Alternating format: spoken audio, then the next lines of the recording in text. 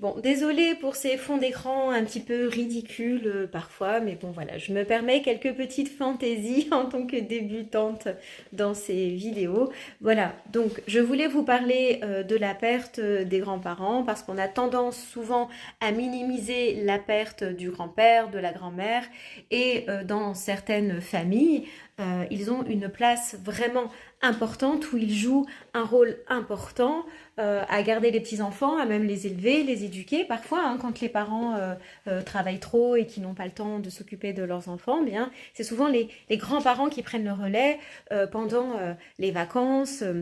Ou même on peut avoir un lien particulier avec son grand-père ou sa grand-mère.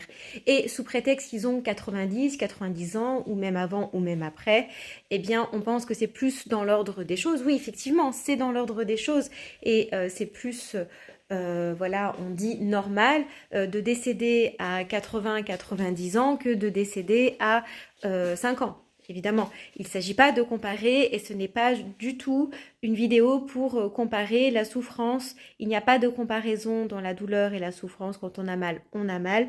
Mais moi, je voulais simplement mettre l'accent sur le grand-parent qui bien souvent a une place prépondérante au sein des familles, pas toutes les familles. Il y a des personnes qui n'ont plus du tout de contact avec leur grand-père ou leur grand-mère et qui veulent plus du tout en parler pour X raisons. Mais je parle des personnes qui ont un lien particulier avec leurs grands-parents. Qui ont eu un certain parcours de vie, une certaine présence, un rôle en fait important au sein de la famille et qu'on a parfois tendance à minimiser ou à moins comprendre la peine en fait de ces personnes. Oui, mais bon, c'est dans l'ordre des choses. De toute façon, il ou elle n'est pas éternel. Il fallait bien qu'il ou elle décède un jour. Oui, mais non. En fait, c'est aussi une souffrance, bien évidemment, un traumatisme, avec tout ce que ça implique et tout ce que ça comporte, surtout si le lien était fort avec son grand-parent. Donc, ça n'est pas à minimiser.